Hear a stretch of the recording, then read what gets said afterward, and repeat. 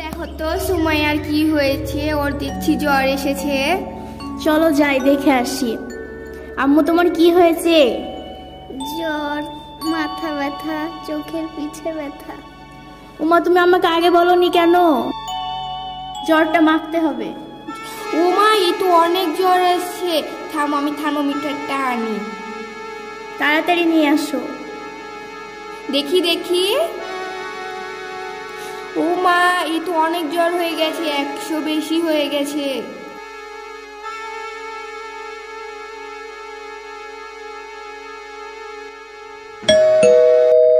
কে আসছে দেখো তো। আচ্ছা আম্মু আমি দেখে আসছি। কে এসছে? আমরা সুমাইয়ের বান্ধবী। ও আচ্ছা ভিতরে এসো। আন্টি আসসালামু আলাইকুম। আন্টি আসসালামু আলাইকুম। ওয়ালাইকুম আসসালাম। আচ্ছা তোমরা একটু বসো। সুমাইয়া কিছুদিন ধরে স্কুলে যাচ্ছে না, কি হয়েছে ওর? ওর না অনেক জ্বর আসছে, মানে চোখে ব্যথা, মাথা ব্যথা, জ্বর, বমি বমি ভাব যাচ্ছে, তো সেজন্য কয়েকদিন স্কুলে যেতে পারিনি। ও তো আপনারা কি ওর জ্বর মাপিয়েছিলেন?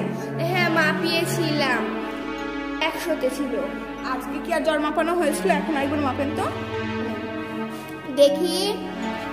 ওহো এ তো 104-এ চলে গেছে জ্বর। আচ্ছা আইরিন, এগুলো তো ডেঙ্গুর লক্ষণ তাই না? সুমাইয়ার নাকি আন্টি আপনাদের মনে হয় সুমাইয়াকে ডাক্তার দেখানো উচিত। ও আচ্ছা। কে কে? ও দাদি। দাদি আসসালামু আলাইকুম। ওয়ালাইকুম আসসালাম। কি হয়েছে? অসুবিধা নাই, বসবো না। এই দেখো তোমার লাতিনের খুবই জ্বর এসেছে, জ্বর ভালোই হচ্ছে না। ওর বান্ধবীরা বলেছে যে ডাক্তারের কাছে নিয়ে যেতে। না না নিয়ে যাস না, না পার গ্যাসের বড়ি খাওয়ালে হয়ে যাবে। মাথায় পানি ঢাল। আম্মু তুমি ওকে সকালে খাইয়ে দিয়েছো? না ও খাইনি। আচ্ছা থাকেন আন্টি, তাহলে আমরা যাই। আন্টি আসসালামু আলাইকুম। ওয়ালাইকুম আসসালাম। কালকে আসবো আবার। আচ্ছা কালকে এসো।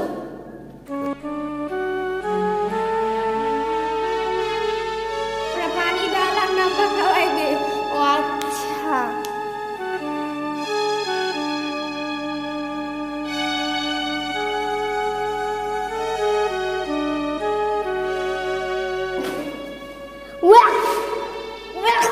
ওকে শুয়াই দে।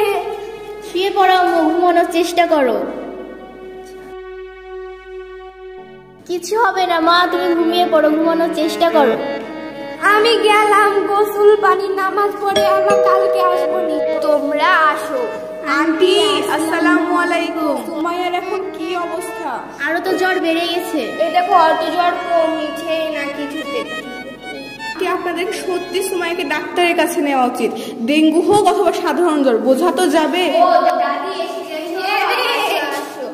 এই দেখো তোমার লাতিনের ওষুধ খাও, পানি ঢালেও কমছে না। তাহলে চলো ডাক্তারের কাছে নিয়ে চলি।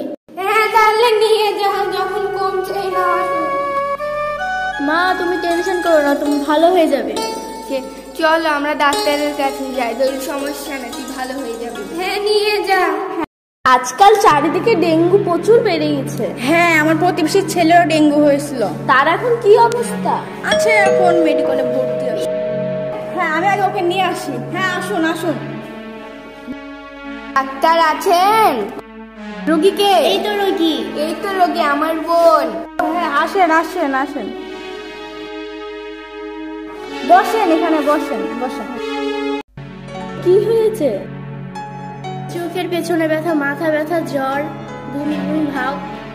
ও আচ্ছা, জ্বরটা আরেকবার মাপো তো। কই দেখি দেখি। ওমা এই তো জ্বর তো 104-এর মতো হয়ে গেছে। আচ্ছা আমি একটু দেখি। জোরে জোরে শ্বাস নাও। আচ্ছা আমি কিছু ওষুধ আর কিছু চেক আপ করানোর জন্য লিখে দিচ্ছি, এগুলো একটু করিয়ে নিয়ে আসুন।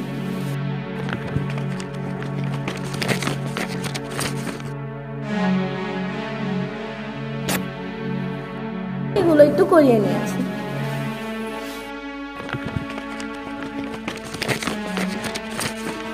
ঠিক আছে, এগুলো আমরা চেক আপ করিয়ে নিয়ে আসছি। আচ্ছা এবার গেলাম।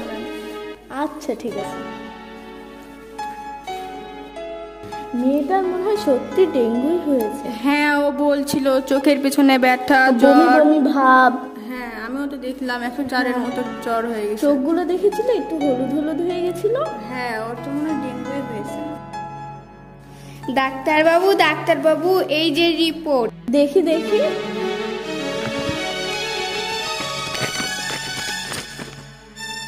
ওর তো সত্যি ডেঙ্গুই হয়েছে। আমি যুবকে দো না। হাই হাই, আমার মেয়ের কি হলো? ডাক্তারবাবু, ওকে কি খাওয়াতে হবে আর না খাওয়াতে মানে কি? ওকে প্রচুর ফলমূল শাকসবজি ইত্যাদি খাওয়াবেন, পর্যাপ্ত বিশ্রাম করাবেন, আর এবং ও ঘুমালে মশারি টাঙ্গিয়ে দিবেন। কোনো রকম ওষুধ দিবেন না, যেমন অ্যালার্জি বা ব্যথানাশক ওষুধ খাওয়াবেন না।